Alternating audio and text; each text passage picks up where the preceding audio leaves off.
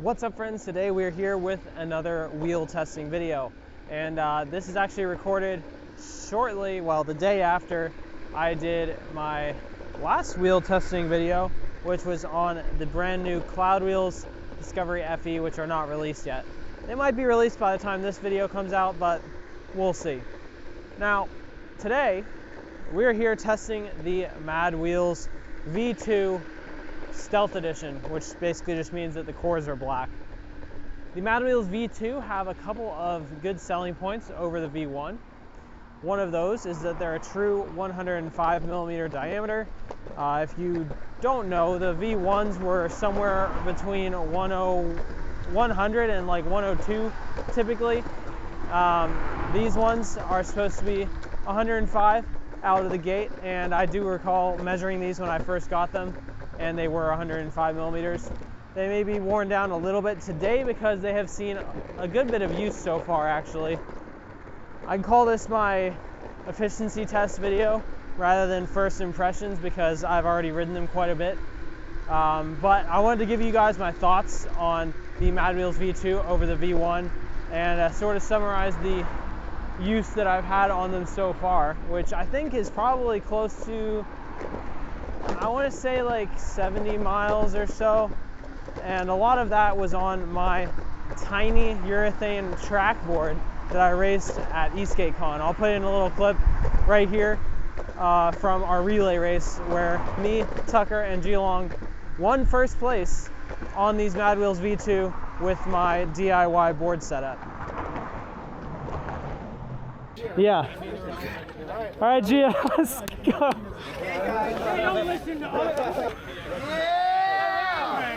Oh, wait, he's in second. Stop. Go. Get your rider. Go.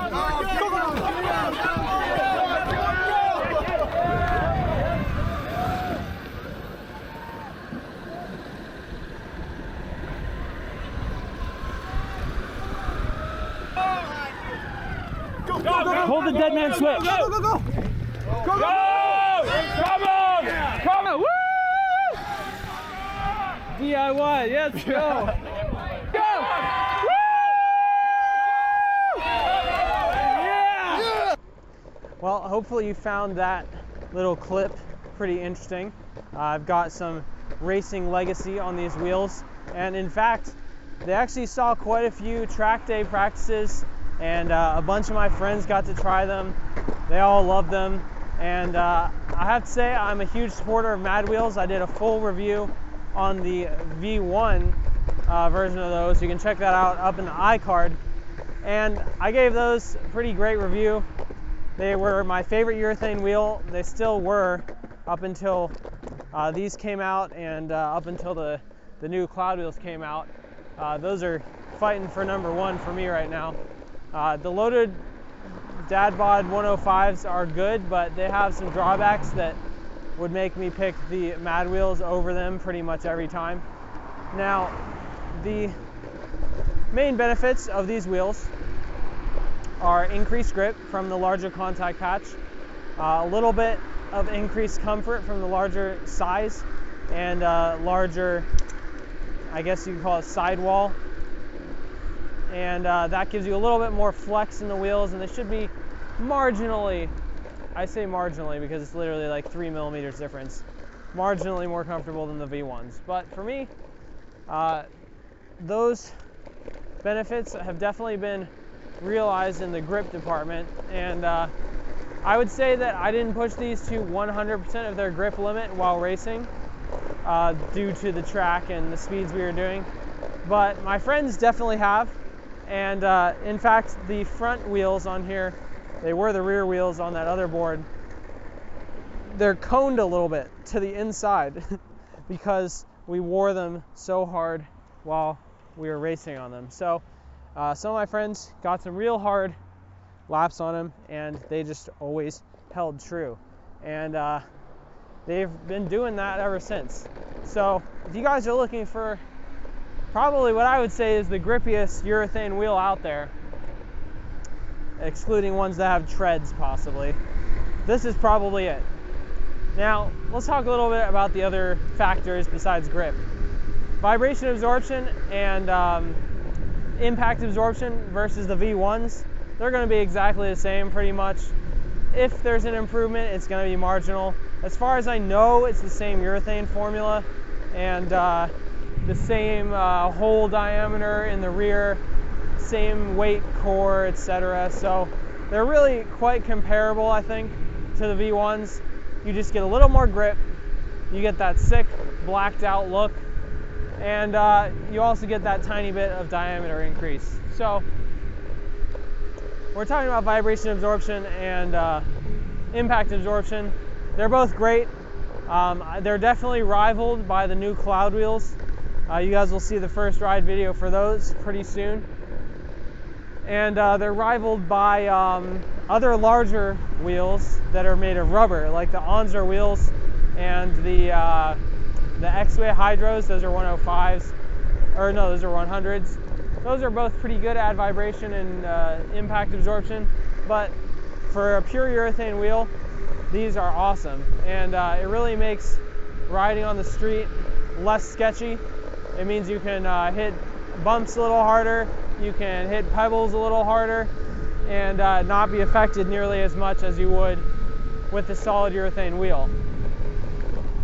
Now, there's one other thing about these Madwheels. The recesses in the back of them, or the back sides of them. The holes that people have complained about vibrating before, making whooshing sounds. I don't really notice it as much, but it's definitely still there on these. Not really that surprising, but yeah, the whooshing sound is pretty cool in my opinion. And on this particular board, you don't really hear it until about 30 miles an hour, 28 miles an hour or so.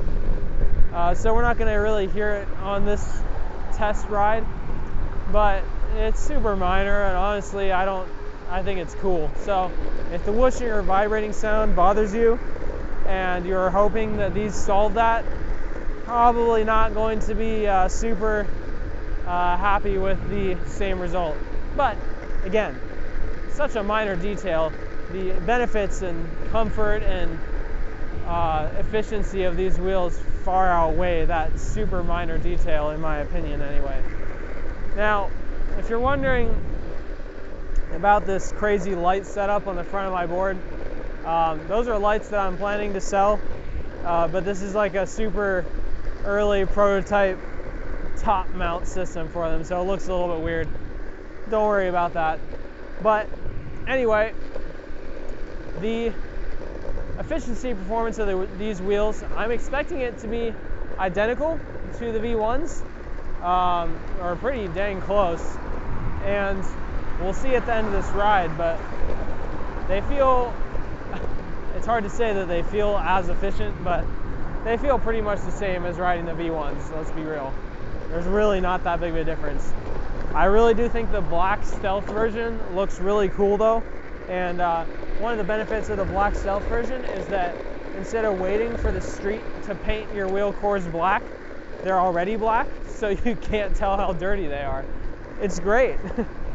But anyway, really great job to Madwheels for pulling these off, making that incremental improvement on the original boosted wheel design. And incremental improvements over time are how we get innovation eventually. And hopefully, Madwheels will come out with an even larger one. I've heard talks and seen some prototypes of the 125mm version, and I'm stoked to try those when they come out.